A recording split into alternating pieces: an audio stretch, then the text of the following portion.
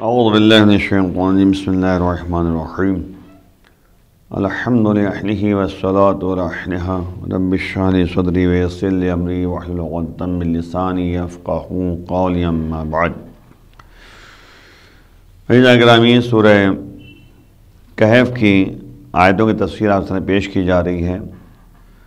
آج آیت نمبر 103 ہے، جو بہرحال پروردگار جو ہے اس میں ارشاد فرما رہا ہے کہ قل هل ننبئکم بالاخسرین اعمالا۔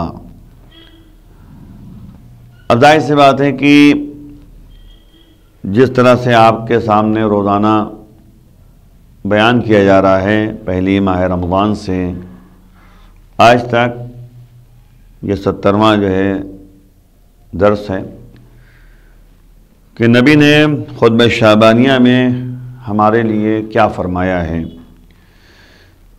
تو آج آپ کے سامنے اس بات کو عرض کرتے ہوئے بات کو آگے بڑھا دیا جائے کہ نبی فرما رہے من خفف فی ھذا الشہر عما ملکت یمینہ خفف اللہ علیہ حسابہ۔ جملہ ہے چھوٹا لیکن قابل غور ہے۔ نبی فرما رہے ہیں کہ جو بھی اس مہینے میں تخفیف سے کام لے، سہولت سے کام لے، سختی نہ کرے، آسانی دے ان افراد کو جو اس کے ماتحت ہے،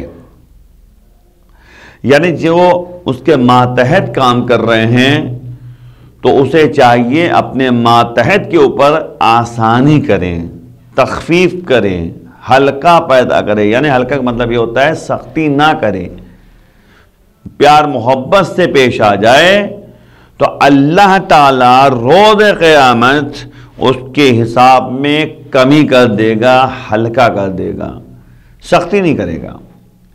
یاد رکھیے گا کہ اللہ کا ایک نظام ہے، جیسا تم کرو گے ویسا تمہیں ملے گا۔ آج تم جو ہے اپنے ماتحت کے اوپر جو ہے سختی کرو گے، آج تم اپنے ماتحت کو جو ہے پریشان کرو گے، آج تم اپنے ماتحت کا ہے یعنی اچھی طریقے سے جو ہے خبر گیری کرو گے تو اللہ تعالیٰ بھی جو ہے تمہاری اسی طریقے سے جو ہے یعنی تمہارے ساتھ پیش آئے گا اور سختی سے حساب و کتاب ہوگا۔ یاد رکھیے گا کہ انسان اللہ کے بندے ہیں۔ اللہ یہ دیکھنا چاہتا ہے کہ تم یعنی اللہ کے بندوں کے ساتھ کیسے پیش آ رہے ہو، تمہارا جو ہے برتاؤ کیسا ہے۔ خوش اخلاقی سے پیش آؤ گے، اللہ تمہارے لیے آسان کر دے گا۔ تم اچھی طریقے سے جو ہے اپنے ماتحت کے ساتھ پیش آؤ گے، جو تمہارے اختیار میں ہیں، تمہارے ماتحت ہیں، تمہارے انڈر میں ہیں، تو ان کے ساتھ اچھا برتاؤ کرو گے، اچھی طرح پیش آؤ گے تو اللہ روز قیامت تمہارے نام اعمال میں ہلکا پن پیدا کر دے گا اور تخفیف کر دے گا۔ اور سب سے بڑی بات یہ ہے کہ وَمَنْ كَفَّ فِيهِ شَرَّهُ كَفَّ اللَّهُ عَنْهُ غَضَبَهُ يَوْمَ يَلْقَاهُ۔ جو شخص اس مہینے میں اپنے کو برائیوں سے روک دے گا تو اللہ تعالیٰ اس دن جس دن اللہ سے کوئی ملاقات کرے نہیں روز قیامت، تو اس دن اللہ تعالیٰ اپنے غضب کو روک دے گا، یعنی اللہ کا غضب ختم ہو جائے گا، کیونکہ اس نے یہ دیکھا ہے اللہ نے کہ اس مہینے میں اس شخص نے باقاعدہ جو ہے گناہوں سے پرہیز کیا ہے، اچھا برتاؤ کیا ہے، حرام سے بچا ہے اور اللہ کے لیے کام انجام دیا ہے، تو اللہ بھی اپنے غضب سے ہاتھ کھینچ لے گا۔ یعنی کیا مطلب؟ یعنی غضب نہیں کرے گا، غصہ نہیں کرے گا، غضب نہیں کرے گا۔ اللہ کا غضب بہت سخت ہوتا ہے لیکن روز قیامت اللہ غضب نہیں کرے گا۔ تو یاد رکھیں کہ ہمیں آج کی دو باتوں کی طرف توجہ دینی ہے۔ ایک تو اپنے ماتحت کے ساتھ اچھا برتاؤ کرنا ہے تاکہ اللہ روز قیامت ہمارے حساب و کتاب میں آسانی کر دے، اور دوسری بات یہ ہے کہ ہمیں برائیوں سے اس مہینے میں رکنا ہے تاکہ اللہ اپنے غضب کو روک دے۔ دیکھیں میں عرض کر رہا تھا آیت نمبر 103 ہے جس میں پروردگار سورہ کہف میں بیان کر رہا ہے کہ قل هل ننبئکم بالاخسرین اعمالا، کہہ دیجئے کہ کیا ہم تم سب کو سب سے زیادہ گھاٹے میں رہنے والے افراد کا تذکرہ کریں، یعنی ہم بتائیں کہ سب سے زیادہ گھاٹے میں کون افراد ہیں۔ اللہ کیا کہہ رہا ہے؟ قل، اے میرے حبیب ان کو بتا دیجئے، ان کو سمجھا دیجئے، ہل ننبئکم، کیا ہم تمہیں خبر دیں، بالاکثرین اعمالا، اکثرین کہتے ہیں یعنی جو سب سے زیادہ گھاٹے میں افراد موجود ہیں، اکثر سب سے زیادہ گھاٹے میں رہنے والے افراد اعمال کے لحاظ سے، عمل کے لحاظ سے۔ دیکھیں یاد رکھیے گا، اللہ نے قرآن میں مختلف طریقوں سے، مختلف انداز سے عمل اور اعمال کا تذکرہ کیا ہے۔ آپ دیکھیں اکثرین اعمال کہا ہے، خسران، گھاٹے میں انسان ہے۔ تو آپ دیکھیں سورہ عصر میں آپ پڑھتے ہیں والعصر ان الانسان لفی خسر، عصر کی قسم بے شک انسان گھاٹے میں ہے۔ اور یہاں پر پروردگار کہہ رہا ہے اکثرین اعمالا، اکثرین کہتے ہیں سب سے زیادہ گھاٹا سہنے والے افراد۔ تو اب آپ غور کیجئے کہ گھاٹے میں کون افراد ہیں؟ الا الذین آمنوا، مگر وہ افراد گھاٹے میں نہیں ہیں۔ ہر انسان گھاٹے میں ہے، ہر انسان جو ہے خسران میں ہے، ہر انسان جو ہے یعنی اپنے کو اس گھاٹے کی طرف لے جا رہا ہے جو اللہ ناپسند کر رہا ہے۔ الا الذین آمنوا، مگر وہ جو اہل ایمان ہیں، وعملوا الصالحات، اور اعمال صالحہ انجام دیا کرتے ہیں، وتواصوا بالحق وتواصوا بالصبر، اور ایک دوسرے کو صبر اور حق کی تلقین کیا کرتے ہیں۔ تو اب آپ غور کریے کہ قرآن نے واضح طور پہ کہہ دیا کہ ہر انسان گھاٹے میں ہے۔ اب مسئلہ یہ ہے کہ سب سے زیادہ گھاٹے میں کون ہے، وہ اللہ بتانا چاہ رہے ہیں یہاں پر۔ تو اب آپ غور کیجئے کہ یہاں پر بے ایمان افراد کی صفات کا تذکرہ کیا گیا ہے، جو بے ایمان ہیں، ایمان ان کے پاس نہیں ہے۔ یوں کہہ دیا جائے کہ تمام گفتگو کا خلاصہ اس سورہ میں جو کچھ بیان کیا گیا وہ یہاں پر بیان کیا جا رہا ہے۔ آپ دیکھیں سورہ کہف کے شروع کی آیتوں سے لے کر ابھی تک جو آپ نے پڑھا ہے اور یعنی سنا ہے کہ اصحاب کہف کا واقعہ بیان کیا، موسیٰ اور جناب خضر کا واقعہ بیان کیا گیا، اس کے بعد جو ہے جناب ذوالقرنین کا واقعہ بیان کیا گیا، اور یاجوج ماجوج کا تذکرہ کیا گیا۔ تو ان تمام باتوں کا خلاصہ اللہ بیان کر رہا ہے کہ دیکھو یعنی جو بدترین لوگ تھے، جو گھاٹے میں لوگ تھے، ان کا حشر دیکھو، اور جو فائدے میں تھے ان کا حشر دیکھو۔ جناب موسیٰ اور خضر کا واقعہ بیان کر کے ہمیں متوجہ کیا گیا کہ دیکھو اس زمانے کے ظالم و جابر کو سمجھو، جو بدترین اعمال انجام دیتے تھے، اکثرین اعمال تھے۔ جناب اصحاب کہف کے واقعات ہمیں بتا رہے ہیں کہ دقیانوس جو اس زمانے کا حاکم و جابر بادشاہ تھا، ان پر ظلم کر رہا تھا، انہوں نے اپنے ایمان کا اظہار کیا اور نتیجے میں وہ غار میں جا کر پناہ لی، جبکہ دقیانوس کو پتہ چل گیا تھا کہ انہوں نے پناہ لی ہے غار میں، یہ لوگ گئے بھی لیکن اللہ نے ان کی حفاظت کی، کسی میں ہمت نہ ہوئی کہ غار کے اندر قدم رکھ سکیں۔ یہ اللہ کا ایک نظام ہے کہ ایمان والوں کو پناہ دیتا ہے، ایمان والوں کی مدد کرتا ہے، ایمان والوں کا ساتھ دیتا ہے، ایمان والوں کو منزلت و مقام و مرتبہ عطا کرتا ہے۔ لیکن جو اللہ والے نہیں ہوتے وہ اکثرین اعمال ہیں، بدترین اعمال ان کے پاس موجود ہے، گھاٹے میں موجود ہیں، گھاٹے میں سب سے زیادہ گھاٹے میں جو ہے وہی افراد پائے جاتے ہیں۔ دیکھیں سب سے تو پہلے انسانوں میں سب سے زیادہ گھاٹے میں رہنے والے افراد کا تذکرہ کیا جا رہا ہے۔ بدبخت افراد کا بیان ہے کہ بدبخت بدقسمت افراد کون سے ہیں، ان کا تذکرہ ہے۔ ایک سوال کے ذریعے بیان کیا جا رہا ہے کہ کیا ہم تم کو خبر دیں کہ اکثرین اعمال کون ہیں، جو گھاٹے میں سب سے زیادہ رہتے ہیں، وہ عمل کے لحاظ سے کون ہے۔ دیکھیں اکثرین اعمال کہتے کسے ہیں، تھوڑی سی ایک مثال کے ذریعے پوری زندگی انہوں نے زحمتیں اٹھائیں، پریشانیاں اٹھائیں، زندگی بسر کی، اپنے بیوی بچوں کے لیے زحمتیں اٹھائیں، دوست احباب کے لیے زحمتیں اٹھائیں، اپنے لیے زحمتیں اٹھائیں، آخر میں یہ دکھا دیا جائے کہ یہ سب زحمتیں بیکار تھے تو کیا ہوگا؟ یہ اکثرین اعمال ہوئے نہیں ہوئے؟ گھاٹے میں افراد موجود ہیں۔ یہ اسی طریقے سے جیسے بچے جو ہیں بچپنے میں، اگر آپ کو یاد ہو تو چھوٹے چھوٹے بچے جو کیا کرتے تھے، مٹی اکٹھا خاک اکٹھا کرتے تھے اور اسی مٹی سے گھر بناتے تھے، ہے نا، گھروندا جسے کہتے ہیں، بناتے تھے، اور جب جانے لگتے تھے تو اس کو پیر سے مٹا دیا اور چلے گئے۔ یہ ہے کہتے مطلب جو کتنی زحمتیں بچوں نے اٹھائیں اور اس کے بعد آخر میں کیا ہوا؟ مٹی برابر ہو گئی، ان کی زحمت کا کوئی فائدہ نظر نہیں آیا۔ ویسے ہی انسان ہے، اس دنیا میں زندگی بسر کر رہا ہے لیکن اس کا نتیجہ نہیں نکل رہا ہے، فائدہ اس کو پہنچ نہیں رہا ہے۔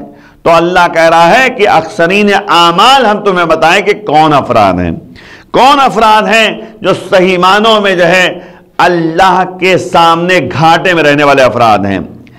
آپ دیکھیے روایات میں جو باتیں پائی جا رہی ہیں، یہ آیت جو آپ کے سامنے اکثرین اعمال کے بعد بتائی جا رہی ہے، بارے میں بتائی جا رہی ہے، وہ ولایت علی کا تذکرہ ہے۔ یعنی جو شخص ولایت علی کو قبول نہیں کر رہا ہے، در حقیقت اس کا عمل جو ہے گھاٹے میں رہنے والا عمل ہے۔ منکرین ولایت علی جو بھی کام انجام دیں وہ ویسے ہی ہے کہ وہ باقاعدہ جو ہے زحمتیں برداشت کر رہے ہیں بچوں کی طرح۔ آخر میں بچے پیر سے گھر کو برابر کر کے چلے جاتے ہیں، ویسے جو ان کے اعمال ایسے ہوتے جیسے انہوں نے کچھ کیا ہی نہیں ہے۔ کیوں؟ کیونکہ اس میں ولایت علی موجود نہیں ہے۔ منکرین ولایت علی کے سلسلے میں ہے کہ اکثرین میں گھاٹے میں رہنے والے افراد وہی ہوتے ہیں جو ولایت علی کو قبول نہیں کرتے، کیونکہ ظاہر ہے ولایت علی کے بارے میں پروردگار نے بتایا ہے کہ ولایت علی بن ابی طالب حصنی فمن دخل حصنی امن من عذابی، علی کے ولایت میرا قلعہ ہے، جو اس قلعے میں داخل ہو جائے گا وہ میرے عذاب سے محفوظ رہے گا۔ تو یاد رکھیے گا اگر انسان کو عذاب سے محفوظ رہنا ہے تو ولایت علی کو قبول کرنا ہوگا۔ اور پھر آپ دیکھیں جو لوگ حج کرنے کی استطاعت رکھتے ہیں، پیسہ ان کے پاس ہے، اتنا پیسہ ہے کہ وہ حج کر سکتے ہیں، اور وہ لوگ جو ہیں حج انجام دینے کے لیے آج اور کل میں ٹالتے رہتے ہیں، وہ بھی اکثرین اعمال میں آ جائیں گے۔ پتہ پیسہ آپ کے پاس ہے، استطاعت آپ کے پاس ہے، توانائی آپ کے پاس ہے، لیکن آپ حج نہیں کر رہے ہیں، آپ حج کرنے سے جو ہے کترا رہے ہیں، آنا کانی کر رہے ہیں، آج کر لوں گا، اگلے سال کر لوں گا، تو یہ جو کہتے ہیں ٹال رہا ہے انسان، حج نہیں کر رہا ہے، وہ بھی اکثرین اعمال میں شامل ہیں، یعنی سب سے زیادہ گھاٹے میں رہنے والے افراد موجود ہیں۔ اس آیت کے مصداق اگر آپ دیکھیں تو اہل کتاب ہیں کہ شروع سے حق پر تھے، اس کے بعد بدعت گزاری کرنے لگے، بدعت گزار ہو گئے، دین میں بدعت پیدا کرنے لگے اور گمان کیا کرتے تھے کہ نیک کام انجام دے رہے ہیں۔ بدعت وہ عمل ہوتا ہے جو دین میں نہیں ہے، اس کو دین میں شامل کرنا، جو دین سے نہیں ہے اس کو دین سے شمار کرنا، یہ بدعت ہے۔ یعنی جو حلال ہے اسے حلال سمجھا جائے، جو حرام ہے اسے حرام سمجھا جائے۔ حلال محمد حلال الی یوم القیامہ وحرامہ حرام الی یوم القیامہ، نبی نے جو حلال قرار دیا وہ تا قیامت حلال ہے، جو نبی نے حرام قرار دیا وہ تا قیامت حرام ہے۔ یہی کربلا کے میدان میں امام حسین السلام نے واضح طور پر بیان کر دیا۔ اب مسئلہ یہ ہے کہ اگر کوئی حلال کو حرام کر دے، حرام کو حلال کر دے، وہ بدعتی ہے، وہ بدعت گزار ہے۔ جیسے یزید تھا، یزید حلال کو حرام کر رہا تھا، حرام کو حلال کر رہا تھا، شراب نوشی کو عام کیے ہوئے تھا، فسق فجور کو عام کیے ہوئے تھا یزید، تو اب آپ غور کیجئے کہ بدترین اعمال اور گھاٹے میں رہنے والے افراد جو ہے وہ ہوتے ہیں جو یزیدی ہوا کرتے ہیں، یزیدیت پائی جا رہی ہے ان کے اندر، بدعت گزار ہوا کرتے ہیں۔ امام حسین علیہ السلام دعائے عرفہ میں فرماتے ہیں کہ خدایا ہماری خوبی جو ہے اور ہماری حقیقتیں صرف اور صرف یہی ہے کہ ہم دعا کریں، ہم صرف ادعا کرتے ہیں۔ مطلب کیا ہے؟ ادعا کرنے کا مطلب کیا ہوا؟ ہم دعویٰ کرتے ہیں بس ہم بہت اچھے ہیں، ہم نے یہ کیا، ہم نے یہ کیا، ہم نے کیا، لیکن مین پوائنٹ یہ ہے کہ انسان ادعا نہ کرے، دعویٰ نہ کرے، عملی جامہ پہنائے، اللہ کے لیے کام انجام دے، ختم بات، سیدھی سیدھی بات، ایک جملے میں۔ جس طرح مختلف فائدے ہیں اور فائدے کے درجات ہیں، دیکھو یاد رکھو قرآن نے فائدے کو مختلف انداز سے بیان کیا ہے۔ کبھی کہا کہ 2 برابر تمہیں ملے گا، نیکی کرو 2 برابر تم کو ملے گا، کبھی کہا چند برابر ملے گا، کبھی کہا 10 گنا ملے گا، عشر امثالہا، اور کبھی 100 برابر کہا ہے، اور کبھی اس سے بڑھ کر بیان کیا ہے۔ تو جس طرح فائدے کے مراحل ہیں کہ ڈبل مل جاتا ہے، کئی گنا ملتا ہے، 10 گنا ملتا ہے، 100 گنا ملتا ہے، اور اس سے کہیں زیادہ ملتا ہے۔ جیسے سورہ یعنی بقرہ میں جو ہے ایک آیت ہے کہ مثل الذین ينفقون فی سبیل اللہ، ان کی مثال جو اللہ کی راہ میں انفاق کرتے ہیں ایک دانے کے برابر ہے، کہ وہ دانہ جو ہے زمین پہ اگر ڈال دیا جائے زمین کے اندر تو اس سے جو ہے 7 بالیاں نکلتی ہیں، ہر بالی میں 100 دانے ہوتے ہیں، یعنی اللہ بتا رہا ہے 700 گنا فائدہ مل رہا ہے۔ دیکھا آپ نے؟ تو جس طرح پروفٹ فائدے میں جو ہے مراحل ہوا کرتے ہیں، ویسے نقصانات میں بھی مراحل پائے جاتے ہیں۔ بے سمجھترو، قرآن کہہ رہا ہے کتنے بدتر ہیں وہ افراد جو معاملہ بہت برا کرتے ہیں۔ فما ربحت تجارتہم، ان کی تجارت کا کوئی فائدہ نہیں ہوا، صرف اور صرف جو ہے محنت کی، زحمت اٹھائی، لیکن فائدہ کچھ نہیں ہوا۔ اشتروا الضلالۃ بالہدی، کچھ لوگ جو ایسے ہوتے ہیں کہ گمراہی کو ہدایت کے ذریعے خرید لیتے ہیں، یعنی گمراہ ہو جاتے ہیں، جیسے پسر سعد مدعون تھا۔ اسی بنیاد پر جو ہے وہ سب کے سب جو ہے نقصان دہ ثابت ہوتا ہے ان کے لیے۔ لفی خسرن، گھاٹے میں ہیں، خسران مبینہ، اور کبھی کبھی کہا گیا کہ کھلم کھلا گھاٹا ہے، بالاخسرین اعمالا، کبھی کہا گیا کہ تمام لحاظ سے دیکھو تو گھاٹے میں ہی گھاٹے میں ہے، بدترین گھاٹا ہے، سب سے زیادہ گھاٹا ان کو مل رہا ہے۔ اب گھاٹے میں رہنے والے افراد کون ہیں جلدی صاحب کے سامنے؟ نمبر 1 جو نیک کام نہیں کرتے، اچھے کام نہیں کرتے، ان کو فائدہ نہیں ملتا، دنیا کے لیے کام کرتے رہتے ہیں نہ کہ آخرت کے لیے۔ تیسرا مطلب ایسا گروہ جو کام کرتا ہے اور جانتا ہے کہ اس کا کام صحیح نہیں ہے پھر بھی کر رہا ہے۔ چوتھا گروہ ایسا گروہ ہے جو گھاٹے میں ہے اور گمان بھی کرتے ہیں کہ فائدہ اٹھا رہے ہیں، گھاٹے میں ہونے کے باوجود یہ فائدہ اٹھانے کے گمان کرتے ہیں، سوچ رکھتے ہیں کہ ہمیں فائدہ ہی فائدہ مل رہا ہے، گھاٹے میں ہمیشہ ہے۔ بھائی دنیا کے لحاظ سے فائدہ مل رہا ہے نا، آخرت میں جا کے گھاٹے ہی گھاٹا ہے نا۔ 3 گروہ جو آپ کو بتایا، نیک کام نہیں کرتے، دنیا کے لیے کام کرتے ہیں، آخرت کے لیے نہیں کرتے، اور جو کام کرتے ہیں ایسا گروہ ہے اور جانتے ہیں کہ اس کا کام صحیح نہیں ہے۔ یہ تینوں گروہ ممکن ہے کہ توبہ کرنے سے اپنی اصلاح بھی کر لیں اور باقاعدہ جو ہے یعنی اپنے کار خیر میں جو ہے اپنی زندگی بسر کریں۔ لیکن چوتھا گروہ ایسا گروہ ہے جو گھاٹے میں ہے اور گمان کرتے ہیں کہ فائدہ اٹھا رہے ہیں، یہ ہٹ دھرمی ہے، یہ عناد ہے۔